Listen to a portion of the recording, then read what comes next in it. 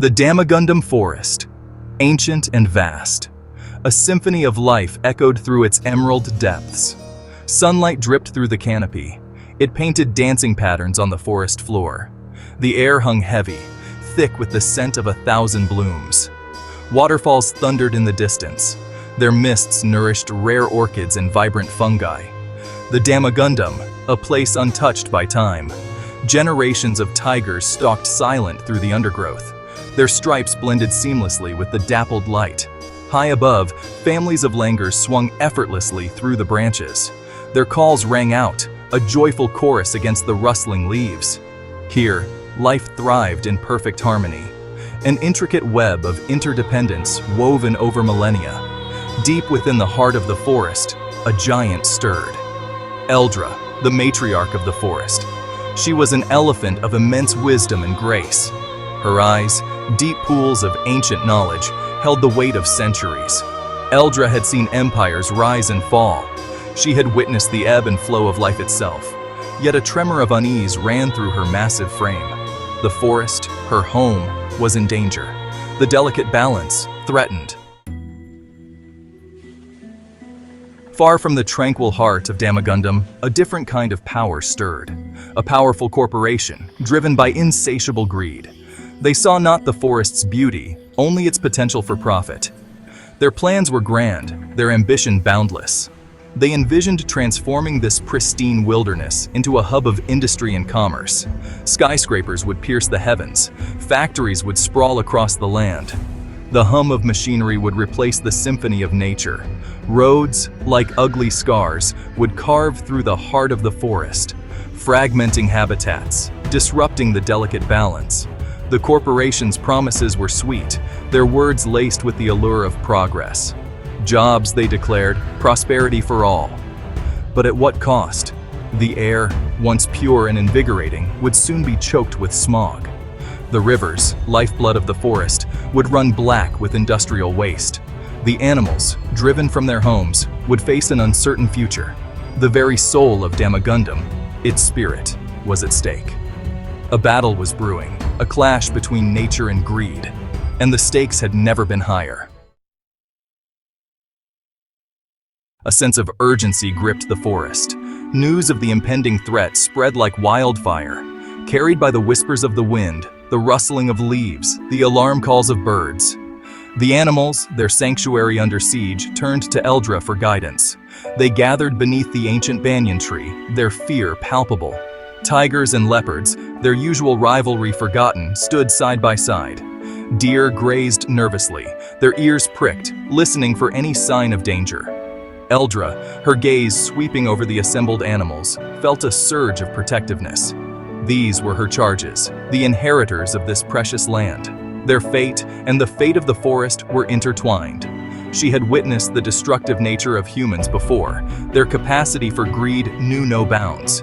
But she also knew that not all humans were blind to the beauty of the natural world. Some, she believed, still possessed a flicker of respect, a sense of wonder for the delicate balance of life. Eldra, we must act. We must make our voices heard.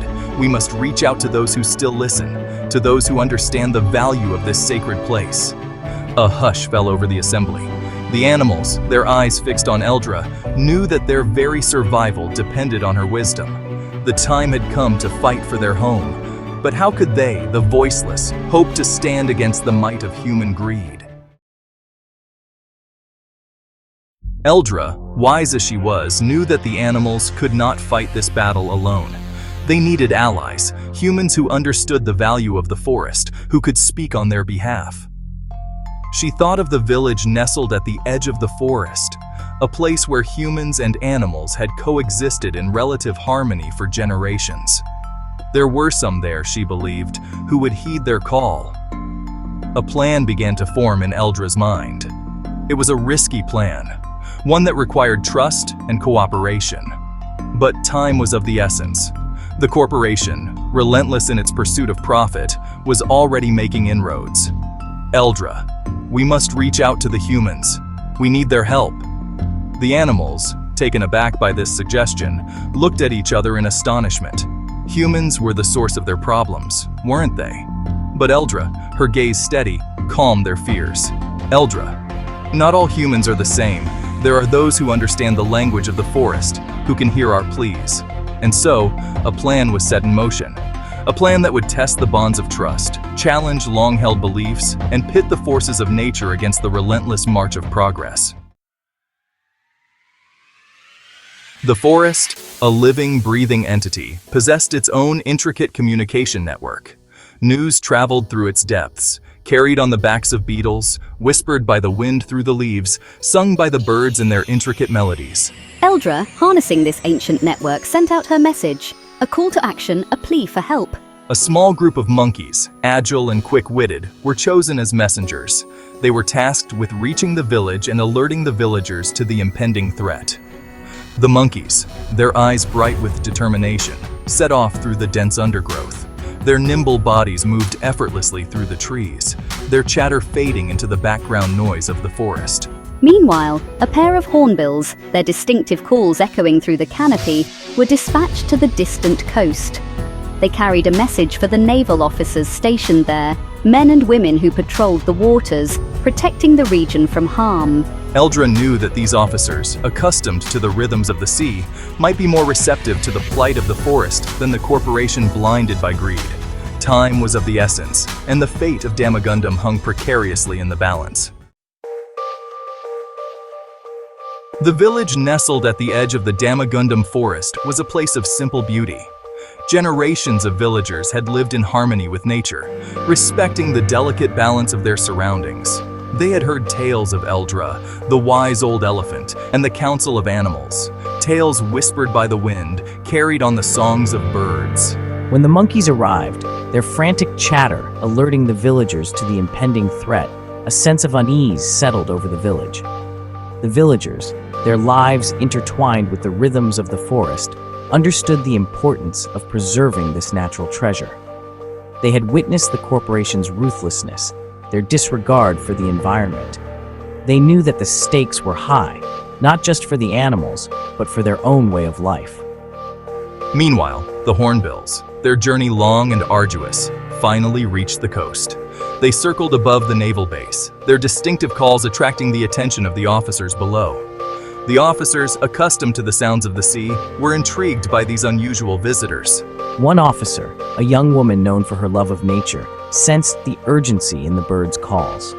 She listened intently as they relayed their message, their beaks tapping out a desperate plea for help. The villagers, their hearts heavy with the weight of responsibility, gathered in the center of the village. They knew they had to act, to find a way to amplify the animals' plea and bring it to the attention of those in power. They decided to seek an audience with the political leaders, the very people who held the fate of the forest in their hands. A small delegation, led by the village elder, a man revered for his wisdom and compassion, set out on the long journey to the capital city. They carried with them the hopes and fears of their community, the whispers of the forest, the silent pleas of its inhabitants. Their mission was clear: to convince the political leaders that the value of Damagundam forest far outweighed any potential profits. Meanwhile, the young naval officer, deeply moved by the hornbill's message, knew she couldn't ignore the plight of the forest. She had witnessed firsthand the devastating impact of human greed on the environment. She had seen once pristine beaches littered with plastic, coral reefs bleached and dying, marine life struggling to survive. She refused to let the same fate befall Damagundam. She resolved to use her position, her voice, to champion the cause of the forest and its inhabitants. The fate of Damagundam forest now rested in the hands of those in power. The political leaders, their desks piled high with reports and proposals, listened with polite indifference as the village elders spoke of the forest's beauty, its ecological importance, the delicate balance of life that hung in the balance. They spoke of profits, of progress, of the need for economic development. The young naval officer, her voice trembling with passion, presented a different perspective. She spoke of the interconnectedness of all living things, of the invaluable services provided by forests, of the moral imperative to protect our planet's remaining wild places. She spoke of the future, of the legacy we would leave behind for generations to come. The room fell silent as the political leaders contemplated their decision. On one hand, the allure of wealth, the promise of progress. On the other, the whispers of the forest, the pleas of its inhabitants, the weight of responsibility for the future of our planet. Would they choose short-term gain over long-term sustainability? Would they prioritize profit over the preservation of a natural treasure? The fate of Damagundam Forest and the countless lives it held hung precariously in the balance. The decision they made would have far-reaching consequences, shaping the destiny of the forest and its inhabitants for generations to come.